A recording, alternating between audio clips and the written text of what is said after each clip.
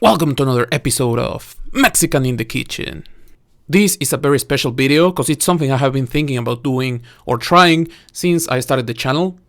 This is a recipe we make for Epiphany, 6th of January, you know, the story with the three kings. And it's just another excuse to eat something good, gather with the family. And let's start by making the toppings we're going to use. If you already have some toppings in mind you are going to use and you don't want to see these, you can go a bit forward on the video where I make the bread. But first, let's start with some watermelon. We're going to start by taking all the red part of the watermelon away. I'm going to use a knife. You can use a spoon. You can use whatever. Do it as usual. Try not to cut a lot of the white part because that's the part we're going to use. I thought this recipe was brilliant because it uses the white part of the watermelon that usually you would just throw away. I bought this watermelon, for example. It's not the best, not the prettiest I've seen. Doesn't have a lot of color, but the white part is quite thick, so it will be perfect for this kind of recipe. This is not a season where you get nice watermelons here in Finland, so this was just great for this purpose. What I did with this watermelon is get rid of all the pulp.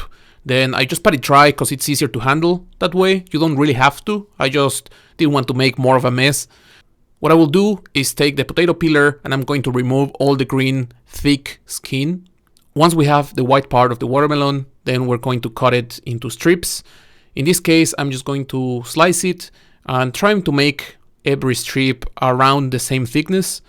If you want to cut them into the same size, you can also do it. This is the first time I was doing it and I knew I'm not going to use all of them, so I will just take those that are around the same size. But if you want to use the whole thing, of course it's nicer to have them similar sized. They will also cook evenly.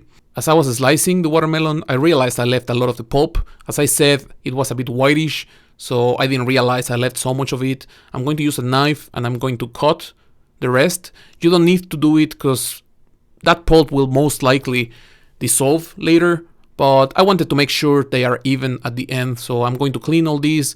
At the end, this is how my watermelon strips look like. Once we're done with it, we can set the watermelon aside, we'll use it later, and we can continue by cutting an apple in quarters. All we will do with this apple is clean it. We're going to remove the seeds, then we're going to peel it, and we're going to set it aside because we are using it later. For this recipe, we're only making 2 colors of the crystallized fruit, so we only need 2 quarters. You will use 1 for each color. Now we have all the ingredients we need to start making our crystallized fruit. We are ready for it. I have a pot on medium-high fire. I am using a small pot, but I would recommend you use something larger. The bigger the surface you have, the shorter time this will take. I am going to add all my ingredients at the same time. I'm starting with the water, 1 1/4 cups, 1 cup of sugar, 1/4 of an apple, 1 cinnamon stick. I am adding half of my watermelon because I am doing 2 batches of these. I'm going to do 2 colors as I said before. After adding all these, I give it a quick mix and then I'm going to add a splash of my coloring. I am using red and green, which are the most traditional colors. There's also a lot of yellow, so if I would make a third batch, then I would use yellow. But of course, it's completely up to you what colors you use.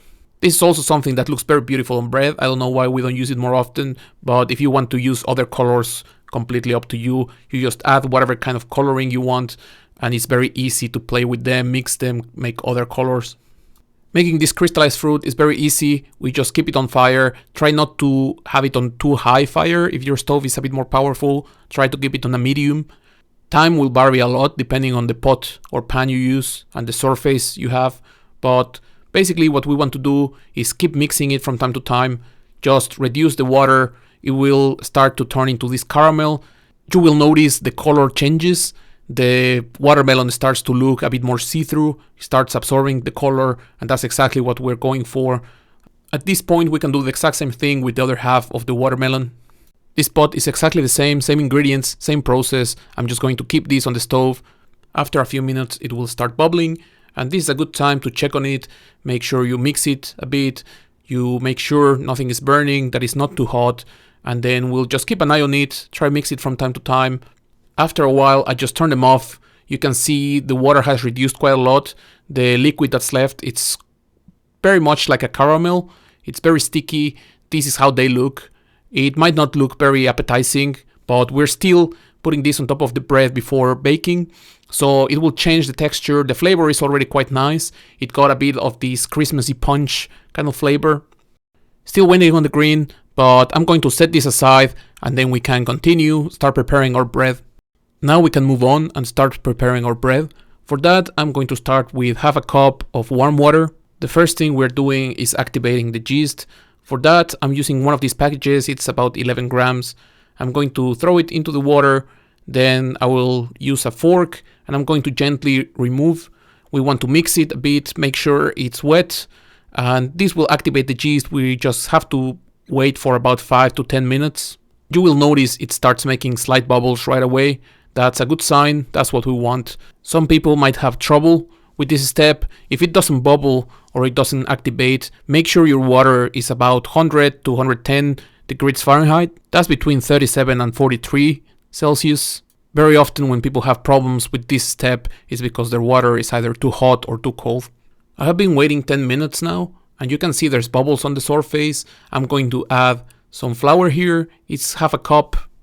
This flour will feed our yeast, will make it grow, and all we have to do is mix everything together. You could use your hands. I usually use a fork.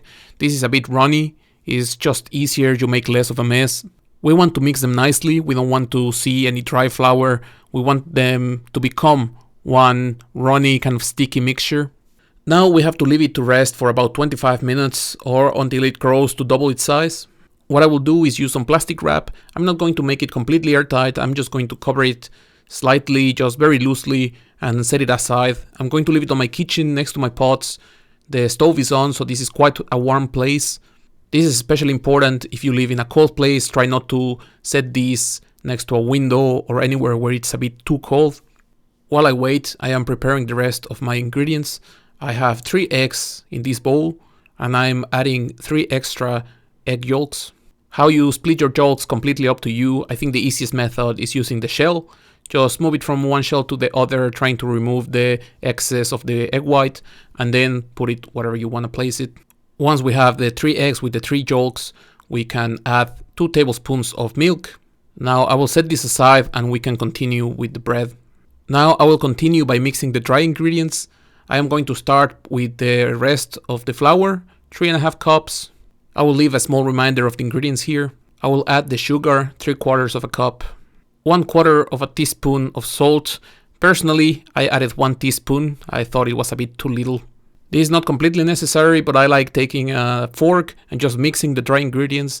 It will make the kneading way easier. You already have everything mixed nicely. Next, I am going to use the zest of an orange. If you have a zester, that's a great tool. In my case, I have this small shredder. It was good enough, it's tiny enough. What we want to do is take all the orange part of the orange. Try not to do it too much, otherwise you will start taking the white part, and that might be a bit bitter. We just want to have this very fragrant kind of orange part. This skin has a lot of oils, it will smell delicious right away, and that's exactly what we want to get into the bread. Then I can add the butter. The butter I left outside of the fridge for a bit. It's quite soft already. It's about 3 cups or 170 grams. I am adding the eggs with the milk. If you have a stand mixer, this is going to be very quick. If not, you can do it by hand. Your body temperature will also help melt the butter, and it will start mixing nicer with the rest of the ingredients. So just go for it. Try to mix everything as nicely as possible. You will realize after a while it starts integrating. It might not look like that at the beginning, but this is one of those doughs that takes quite a bit of kneading. So just continue with it. You might think at some point maybe it's missing some liquid. Don't worry about it. Just keep going at it and it will get better and better. If you have ever made hojaldras or the bread you make for Day of the Dead celebrations, you might understand the feeling because it's a very similar bread. You get to the same point where it just looks like the bread is not going to work out, but it just needs a lot of work. Just keep going at it. Once I have mixed my ingredients, I'm going to go back to my yeast and water and flour mix. I'm going to throw it on top of this dough.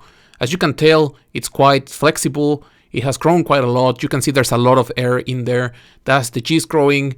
And we're going to mix these two together and then we will get our dough. I started using my hand mixer. This has the bread hooks, but this is a very cheap hand mixer I was using and it started being a bit stuck on the dough. I think this dough is a bit too hard for that. I'm sure if you have a stand mixer, it's not going to be an issue, but at the beginning this was for it, so I decided at some point to just stop it, because if it starts getting stuck, you might break it. Even when I stopped using the hand mixer at some point, it saved me a lot of time. If you use a stand mixer, this process will take about 7 to 8 minutes. When you are kneading by hand, it might take up to 25 minutes. For kneading by hand, you just put a bit of flour on the table so it doesn't get stuck. Not a lot. We don't want to add too much flour into our dough. As I said before, this requires quite a lot of kneading, so just keep going at it until the dough is easy to handle. It should become soft, elastic, and at some point it will stop getting stuck to your hands. I have this bowl I buttered. I'm going to throw my dough in there. I don't want it to get stuck. I don't know if you can tell, but the surface of my dough starts looking a bit dry, so I'm going to use some plastic wrap. I don't know if you can tell, but the surface of my dough starts to be a bit dry. I want to avoid that, so I'm going to cover it with this plastic wrap, and then I'm going to let it rest for about an hour and a half. My dough has rested. It's quite fluffy. I don't know if you can tell, but it looks like there's quite some air in it. I want to be gentle with it. I don't want to be too aggressive. I'm going to just roll it. I'm going to try to make a strip so I can make my rosca. I don't know if you can tell, but this is the first time I'm making this bread, and I struggled quite a bit with making the shape look nice. I don't know if you can tell, but it's not the most regular looking kind of donut. At that point, I thought it was kneaded enough. It was quite soft, quite easy to handle. But I can tell you now, if I would do it again, I would keep kneading for maybe 5-10 more minutes after the point where I think it's ready. One of the things I struggled with was moving it to the tray, because I am using some baking paper. I use that because it's easier to clean afterwards. I would recommend to get some help, get someone to hold the paper for you when you're moving it, or just skip the paper, just butter the tray and bake it straight on that. I have covered my bread already because it has to rest, but I forgot to add the baby Jesus. This baby Jesus is part of the tradition. I am adding 3 to this bread. The reason why these are important is because you will gather with your family, everyone will cut a piece, and you will cut whatever piece you want. But if you get the baby Jesus, then you have to either prepare or buy the tamales for the whole family on the 2nd of February. You can also hide them after you bake the bread, just through the bottom. If you cannot find the figures, you might get them from Amazon. If you can't, then maybe you can do as Finnish people do with the rice porridge in Christmas, hide an almond, maybe a walnut or some bigger nut that you can hide, and it will be the same kind of idea. Now that we have hidden the pieces, we can cover it, we can set it aside, let it rest for about 45 minutes, and we can finish the rest of our decorations. Finally, we're preparing the last decoration, probably the tastiest. I think is the one that I always cut because it tastes the best. I will mix half a cup of powdered sugar with 6 tablespoons of margarine. I will mix everything until it becomes a paste. Once we have mixed it into a paste, I'm adding 3/4 of a cup of wheat flour. I am also adding an egg yolk, and I'm going to mix everything. After a while, it will become like a paste, like a dough. It should be easy to handle. It will stop sticking to your hands. If you get a crumbly texture, you might want to add a bit more margarine until you achieve the proper texture. This is how it looks for me at the end. As I told you, it's quite easy to handle. I'm going to set it aside and we can continue. Our bread has been resting for 45 minutes now. As you can see, it's quite fluffy. It's very nice. It has grown quite a bit. I am going to start the decoration with some egg. This mix of egg and splash of milk will help me make the egg a bit more runny. It's easier to apply, you don't get those strings. This is something that will make our bread look shiny, quite beautiful after we bake it. Next, I'm pressing this dough we did with the sugar, the flour, the egg, the butter. I'm going to press it a bit on the table. I'm going to cut it, and I'm going to use these strips to cover pieces of the bread. On the inside, you could maybe use some baking paper and a rolling pin, just make strips out of these, but they will grow and change when you bake it anyway, so don't worry if they crack a bit. Now we can start adding our crystallized candy. You can tell how bright it looks. It looks beautiful. It got this really nice see-through kind of color. It became really bright. The red is bright red, the green is bright green, and the contrast with the bread is beautiful. I really like the end result. I think this is going to make any kind of bread look very pretty. You can try them at this point. They are quite tasty, but the texture is a bit off in my opinion. Once you have them in the oven, then the texture becomes the one I am familiar with, and I really enjoy it. I think if you want to use this kind of crystallized candy for something else, you can put them in the oven for a bit if you are not going to bake them with some bread. Finally, I will sprinkle some sugar on the parts where I added the paste. Once we're done, we can take it to the oven. We will take it to the oven for 10 minutes at 375 Fahrenheit, which is about 190 Celsius. After that, we will turn it down to 350 Fahrenheit or 180 Celsius and bake for another 10 minutes, 20 minutes in total. After that time, it should look something like this. I think this is a great first attempt at baking a Rosca de Reyes. I'm a bit disappointed that it broke in a couple of places, but it didn't change the appearance that much. I think this was because I should have let the dough rest a bit longer. I have adjusted the recipe so you don't have this problem. Now this is ready, you can cut it, have your family, friends over, have it with some hot chocolate, you can dunk it there, tastes delicious, it will absorb quite nicely. The texture is great for doing that. If you got to this point of the video, thanks for watching, thanks for the support. Let me know in the comments if you had seen this before, what do you think about it? Do you have anything like this, where you're from or where you live? At the end, this is how my bread looks. I think this needed a bit more kneading. This is the first time I make this, but the flavor is great. It's very beautiful. I really like how it looks, like the green and red, bright colors. The texture and the taste of this is very similar to the original thing. This is very nice, especially if you don't live in Mexico or you don't have these kind of ingredients like nearby. It's very easy to make, very cheap. And this was a great try. I hope you like it. Press like, subscribe, activate the bell, try it at home, all those kind of things, and see you in the next one.